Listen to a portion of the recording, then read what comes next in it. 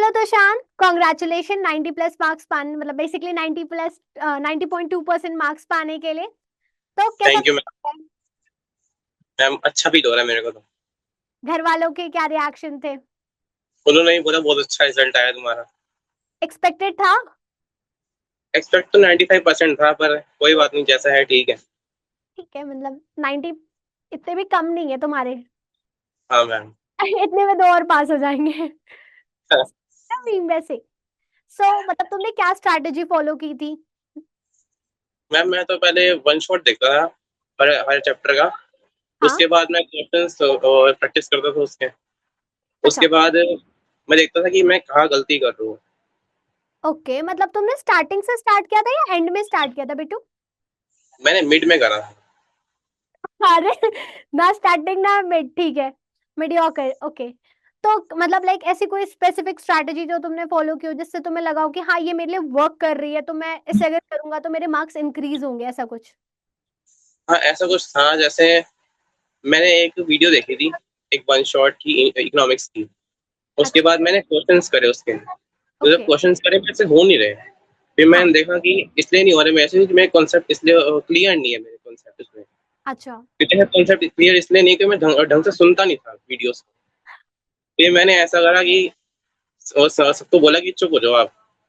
फिर मैंने उसको शांत में, मैं शांति से अपनी वीडियो देखी, फिर उसके बाद देखा कॉन्सेप्ट मेरे को ढंग से समझ आ रहा है। फिर उसके बाद मैंने वो पढ़ना अच्छे से पढ़ना शुरू करा, फिर क्वेश्चंस करे, फिर हो गया मेरे से। Very nice. मतलब कॉन्सेप्ट क्लैरिटी मैटर करती है, ऐसा नहीं है कि सिर्फ क्वेश्चंस पढ़ के चले गए एंड रट्टाफिकेशन कर लिया तो काम हो जाएगा। हाँ ऐसा होता है। ओके, नहीं बहुत से बच्चे को लगता है ना कि 12th तक उनका कि हाँ यार रट के काम हो जाएगा, तो वही एक नहीं रट नहीं मिथ। होता, कॉन्सेप्ट क्लियर होने चाहिए तुम्हारे। ओके, और अकाउंटेंसी के लिए कुछ ऐसा स्पेसिफिक आपने यूज किया उस स्ट्रैटेजी? अकाउंटेंसी में ज्यादा कुछ नहीं था, बस उसमें क्वेश्चन प्रैक्टिस करनी होती है। तो ये कॉन्सेप्ट अगर तुम्हारा क्लियर है, तुम्हारे तुमसे क्वेश्चन हो जाएगा अच्छा, तुम्हारा विथ मैथ्स था या विदाउट मैथ्स था? With maths. विथ मैथ्स था, तो तुम कैसे मैनेज करते थे? क्योंकि अकाउंटेंसी भी न्यूमेरिकल सब्जेक्ट है हमारे लिए, डेली प्रैक्टिस, प्लस हमारा मैथमेटिक्स भी डेली प्रैक्टिस वाला सब्जेक्ट है। मेरे को जैसे मैं हर रोज का 1 घंटा जरूर निकाल देता था दोनों के लिए। ओके। और दोनों की क्वेश्चन प्रैक्टिस करनी पड़ती थी मेरे को हर रोज, देखा जाए तो। फिर मेरे को बस ये करना पड़ता था क्वेश्चन प्रैक्टिस इन दोनों के लिए हर रोज, ताकि बेसिकली हो पाए मेरे। अकाउंटेंसी एंड मैथमेटिक्स आप डेली बेसिस पे करते थे, बाकी के सब्जेक्ट्स आप ऑल्टरनेटिव डे पे फॉलो करते थे, ये स्केड्यूल था। Next, impressive. बुक्स कौन सी यूज करते थे आप? मैथ्स के लिए एनसीईआरटी और अकाउंटेंसी के लिए एनसीईआरटी और एक TS Grewal. TS Grewal. And बाकी subjects, economics, business studies, English भी है? इकोनॉमिक्स के लिए मैं करता था एनसीईआरटी और संदीप गर्ग, और बीएसटी के लिए करता था आरके सिंगला और एनसीईआरटी दोनों। तो मेरे को मतलब लगता है एनसीईआरटी तो होनी ये, चाहिए। तो एनसीईआरटी तो सबको पढ़नी चाहिए, इररिस्पेक्टिव ऑफ कि आपको बोरिंग लग रही हो, आपको कितना भी लग रहा हो कि ये बुक से क्या ही आएगा। एग्जाम तो उसमें से ही आता सब कुछ, आता है उससे ना? बाहर नहीं। तो क्या कुछ ऐसा रेकमेंड करना चाहोगे कि किस पैटर्न से आप ये पढ़ोगे तो आपके लिए ज्यादा इजी होगा? पहले करना चाहिए हमें रेफरेंस बुक से, फिर मैं देखना चाहिए एनसीईआरटी से कि अच्छा, एनसीईआरटी में क्या कॉन्सेप्ट एक्स्ट्रा दे क्लैरिटी, रखे थे। हाँ। कॉन्सेप्ट क्लैरिटी को आप कौन से स्टेप पे डालते हो? मैं दूसरे में, क्योंकि अच्छा। पहले मैं देखना होता है, ऊपर ऊपर से देखना पड़ता है कि पहले क्या है। क्योंकि दूसरे स्टेप में ऐसा होता है कि हमें जब पता लग गया कि क्या है चैप्टर में, उसके बाद पता लगता है कि हमें क्या करना है इसके अंदर ढंग से। ओके, नहीं बहुत से बच्चे होते हैं वो क्या करते हैं, पहले कॉन्सेप्ट क्लैरिटीज पे फोकस करते हैं, बुक्स बाद में पढ़ते हैं।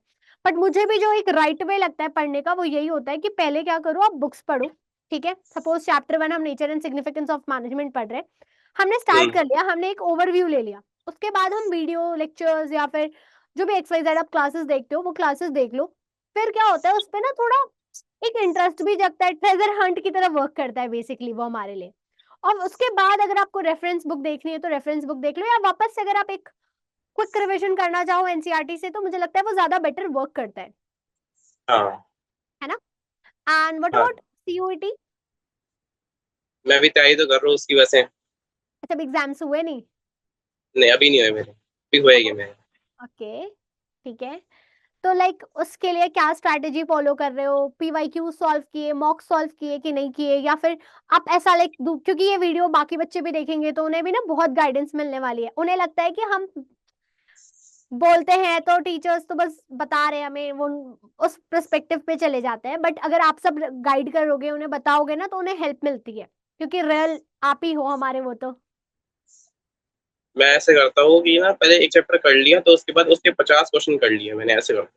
अच्छा। जब सारे चैप्टर हो गए मेरे पूरी बुक के, तो उसके बाद पूरा मॉक्स देता हूँ 4 या 5, जिसमें सारे बेसिकली मिक्स क्वेश्चन है। आप वही पैटर्न फॉलो करते हो जो मैं शुरू से बच्चों को रेकमेंड करती हूँ, कि पहले हमें क्या करना है, पहले हमें ये छोटी वाली सीढ़ी पे चढ़ना होता है जो होती है हमारी चैप्टर वाइज। इज हाँ। इट? फिर हम जाते हैं पार्ट वाइज पे,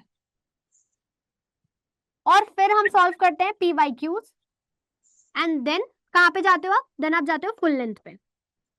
हाँ इज जी। इट? यही सीढ़ी आप भी चढ़ रहे हो? हाँ जी तो मैम। क्या ये हेल्प करती है? बहुत करती है मैम। मैंने वो जो मॉक्स दिए अभी 2-3 दिन पहले, उसमें सारे में फुल मार्क्स थे उसमें। Oh wow, very nice. तो लाइक अभी कोई एग्जाम हुआ सीयूटी का? क्योंकि अभी सबके एग्जाम्स हुए नहीं है तो। नहीं, अभी नहीं मेरा हुआ। तो कब है आपका एग्जाम? 22, 23 और 31st। ओके, आपका तो कुछ ज्यादा ही एक्सटेंड कर दिया एनटीए ने, बट इट्स ओके। तो प्रिपरेशन पूरी है? अभी चल रही है, पूरी नहीं है अभी। अभी पूरी नहीं है। तो ड्रीम कॉलेज क्या है आपका? आरसी, SRCC है वैसे तो अभी। एसआरसीसी। और फर्दर क्या प्लान है आफ्टर दैट? क्योंकि ग्रेजुएशन के बाद भी तो कुछ सोचा होगा ना।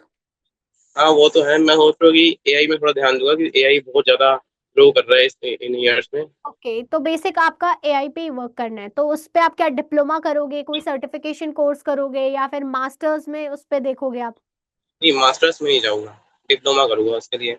अच्छा, डिप्लोमा करोगे तो कोई ऐसी यूनिवर्सिटी, कोई ऐसा सर्टिफाइड वो देख रखा है कि नहीं ये तो बेस्ट है हमारे लिए? नहीं अभी तो नहीं, मैं अभी नहीं। उसमें देखूँ। अच्छा, ओके। तो और कोई प्लान ऑफ मतलब ऐसा कि नहीं, सीए सीएस जो हर एक कॉमर्स स्टूडेंट का होता है कि कुछ हो ना हो सीए का तो एक बार ड्रीम देखते ही हैं हम सब। नहीं, सीए नहीं करनी मैंने, क्योंकि सीए करूंगा ना तो ऐसा है कि अब भेड़ चाल ऐसा है, अच्छा, सारी इससे उसमें जा तैयारी रही करनी है। Okay, very nice. और कोई ऐसे प्लान्स कि हाँ ठीक है मुझे ये करना है अलग से, क्योंकि बहुत लोगों के बहुत अलग अलग इंटरेस्ट होते हैं चीजों में।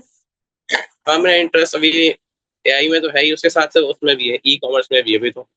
ई कॉमर्स तो आप वर्क कर रहे हो, कोई साइड बिजनेस वगैरह भी ओपन कर रखा है आपने, या कहीं इन अभी टर्म्स ऑफ लाइक्स? सीवीटी के बाद देखूंगा, अच्छा, मैं सीयूटी के ओपन करूंगा। प्लान कर रहे हो, वेरी नाइस यार। कि हम तो पढ़ते भी हैं, फर्स्ट मूवर एडवांटेज तो हम क्यों छोड़े। हम्म। अभी से स्टार्ट करोगे तो एक प्लस पॉइंट तुम्हारे साथ हमेशा ऐड ऑन होके रहेगा। तो पेरेंट्स ने कैसे सपोर्ट किया? क्योंकि पेरेंट्स का भी सपोर्ट बहुत मैटर करता है इस बोर्ड के एग्जाम के टाइम पे ना।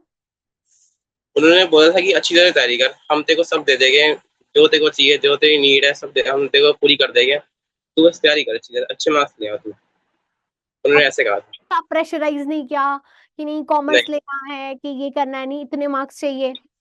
नहीं उन्होंने कहा जो लेना ले, साइंस लेने साइंस ले, जो लेने ले ले। पर मैंने कॉमर्स लिया फिर भी, क्योंकि कॉमर्स में इंटरेस्ट था मेरे। ओके, तो बेसिकली मतलब पेरेंट्स का भी बहुत बड़ा आपके इस 90 प्लस मार्क्स में रोल है, 90% में आपके। हम्म। ओके, तो मम्मा है आपकी हाँ पास? जी। उनसे भी इंटरेक्शन करवा दो आप। हाँ।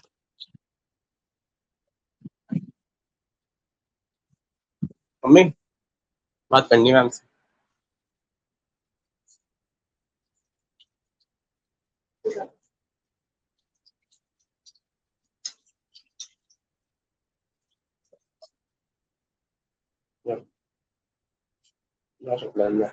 Hello ma'am. Hello. Ma'am congratulation, 90 plus marks आ गए। Thank you. तो मैम एक्सपेक्टेड था कितने मार्क्स आ जाएंगे इसके? मुझे तो 95 लग रहा था। इसने भी अभी यही बोला 95 आएंगे। हाँ, पर कोई नहीं, ये भी अच्छे हैं। ओके। मैम आपने कैसे सपोर्ट किया? क्योंकि पेरेंट्स का ना सपोर्ट बहुत मैटर करता है, और कई बार पेरेंट्स बहुत ज्यादा फोर्स करते हैं मतलब अपनी साइड से कि नहीं इतने तो आने ही चाहिए, या फिर नहीं ये स्ट्रीम नहीं लेनी चाहिए, ये स्ट्रीम लेनी चाहिए। नहीं, मैंने इसको ऐसा कभी नहीं कुछ कहा, ये खुद ही पढ़ता था। मुझे ओके, बोलना ही नहीं पड़ता था इसको। खुद से ये इतना अवेयर था अपनी हाँ चीज हाँ। लेके। हाँ जी। थैंक यू मैम, बस मेरे को यही वो था कि एक्सपीरियंस का भी मैटर करता है ना। जी ठीक है ma'am, thank you so much ma'am. ठीक है, थैंक यू।